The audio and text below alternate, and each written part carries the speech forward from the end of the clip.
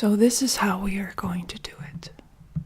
I would like to ask you to pick one relationship in your life for each object. So whichever person, whichever relationship this object reminds you of in your life, you can use this reading to give you specific advice on that relationship. Obviously, this is not a personalized reading, so there are going to be more general statements, but hopefully you're going to be able to take something from this. So sit back, relax, and enjoy.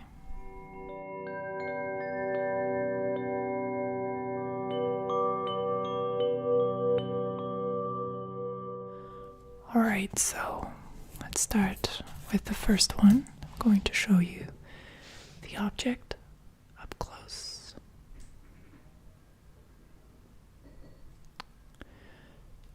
So, this is the first object, the first relationship in your life that you can get a reading on.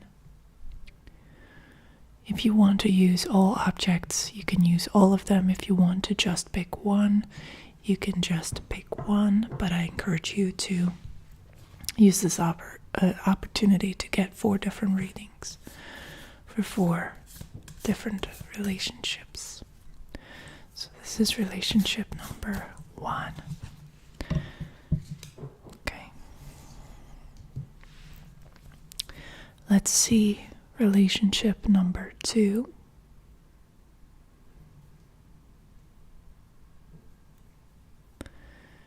This is kind of heavy, a heavy pebble.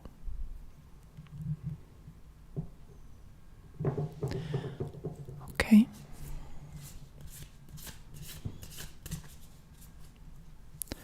So let's see the second one. And the third object, the third relationship, is a shell, a black seashell. I hope you can see the details.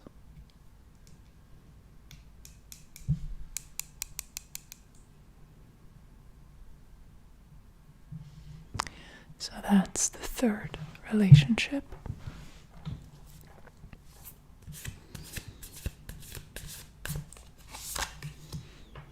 Okay. And let's see the fourth one. This silvery stone. At first glance, it looks like it's painted with silver paint, but apparently not. This is something that my friend, who gave me all of these objects, found, I think, in Portugal. And this is what it's like. It's not painted or anything. So this is the fourth object, the fourth relationship. And I'm going to timestamp each one so you can freely skip to the part of the reading that seems relevant to you, but you can, if you were able to identify each object with a relationship in your life, then you can watch the entire video and receive a reading for each. So let's start with the first one. Let's see what the guidance is for this relationship. And here we have the Daughter of Wands, or the Page of Wands in the traditional tarot.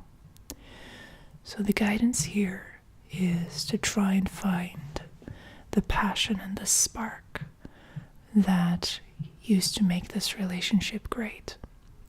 If it's an older relationship, if it's a newer relationship, then it's asking you to lean into and enjoy the newness, the novelty, the excitement of the relationship. There's so much to discover, there's so much to understand, so much to explore. And the Page of Wands is connected with the element of fire. So there's this fiery, creative, joyful attitude, this readiness to find joy and humor in your situation that is going to elevate the relationship. So the best way for you to grow and nurture this relationship is to think of ways to introduce more of that fiery, more of that creative aspect into it. So be brave and experiment with activities that you haven't tried before. Don't be afraid to be innocent and childlike in front of this person, and encourage them also to express that childlike curiosity. There's a looseness and a friendliness that is achievable, that is available here, that is going to make the difference. So basically, don't take it too seriously. Don't take yourself too seriously. Allow yourself to play, and things are going to improve. Okay, let's see the second one, the second relationship. And here we have another page, but this one is the Page of Cups, or the Daughter of Cups in this deck. This is the Wild Unknown Tarot, by the way, for anyone who's interested. People often ask me in the comments, so here you go. Wild Unknown. So, the Daughter of Cups, again, we have this beginner energy, this very gentle, very receptive energy. Pages are normally like that. So, we have the Page of Cups, which is the page of water. So this is the water element as opposed to the fire element. And with the Page of Cups, what's really important is to be gentle and make an honest attempt to truly understand where the other person is coming from.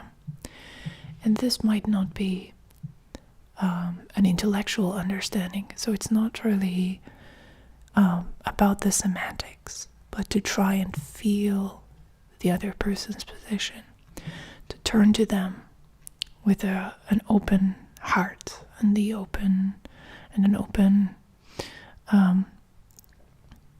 mind, to be able to receive them, to learn what it is that really motivates them, the underlying emotional, psychological dynamics of their being, perhaps not even consciously integrated by themselves.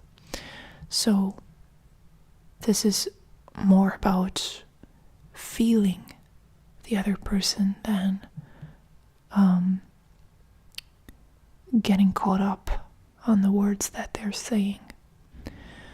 So here, what can really help is asking open-ended questions and showing vulnerability.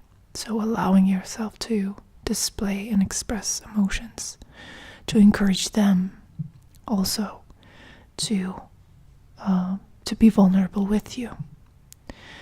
Both of these cards so far are pages, so they are either a new relationship or they are a relationship where you need to lay down a new foundation for the relationship. And for that, it's very important to put the ego in the back seat, to really eliminate this need to control yourself and the other person, to try and achieve a state of mind where mistakes are welcome and necessary, and to foster that environment for the relationship to grow. But this one is more coming from an emotional side, and this is more creative and active. And it's less, I would say it's less serious in the sense that you don't necessarily have to go to the depths of your feelings every time. The point is to try and let go of preconceived notions and stubborn patterns, and to color outside of the box. Now let's see what's going on with the third relationship. What's the advice here? So interesting, we have the Knight of Cups here. So we have court cards all over the place. Okay. So the Page of Cups here, as I've mentioned, is about being receptive and learning the other person emotionally. So learning about them, understanding them. The Knight of Cups is taking things to a different level. So this relationship, I would say, is more advanced in the sense that there is already a mutual understanding or a solidification of the rules of conduct between the two of you, for better or for worse. So this is a relationship that has evolved past that possibility of fine attunement that the Page of Cups is representing. So here it's to make it work, you need to use your imagination and take some risks. So the Knight of Cups is a character that is very much driven by their emotions and an idealism that that can be unrealistic, but at the same time it can create reality. It can create more space for the relationship, in this case, to grow and to turn into something more meaningful. So the Knight of Cups is really looking for meaning. So use your imagination, use your ability, your fantasy world, your inner fantasy reality, to add a layer of significance to this relationship and see how it lands with the other person. If you can draw them into your fantasy world, if you can draw them, if you can invite them rather on this journey with you, then the relationship has a potential to go to the next level. But if they are not willing to go with you, which obviously there is a chance. So here I think this relationship is at a milestone of sorts where it can go either way. But it's necessary to push through that phase of stagnation and see what else is possible. So it's quite possible that you need to be the one to take the initiative on this and see what else is possible. It can be very rewarding if the other person is resonating with you emotionally. And let's see the last one. What's the advice here? Okay. All right, so this one is the odd one out. So this relationship is very different than the ones before. So if you picked 4 relationships to discuss here, this one is really standing out in the sense that the 8 of Cups, which is the 8 of water, is suggesting a regenerative period starting here in this relationship. So there's been some past hurt, some past wounds that are very significant to this relationship right now. And you are both required to work on processing those hurt feelings. So unless you're able to truly engage with the reality of the broken glass, the reality that there's been trauma, there's been hurt, there's been injury caused in this relationship, potentially by both parties. But I would say it doesn't even really matter.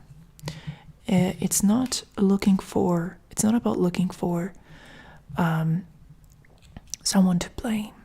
It's not about finding who is responsible for the hurt that's been caused. It's not really about that. It's more about really getting with the program and understanding and accepting the reality that some damage has been done. And in certain relationships, especially if those hurts are buried, not talked about, and labeled as taboo, then it can be very difficult to move forward. But that's what needs to happen in this relationship. There needs to be an inventory. There needs to be an introspective process by both parties, examining what resentment is still harbored here. So the guidance from the cards, the way to move forward, entails a process of integrating and letting go of those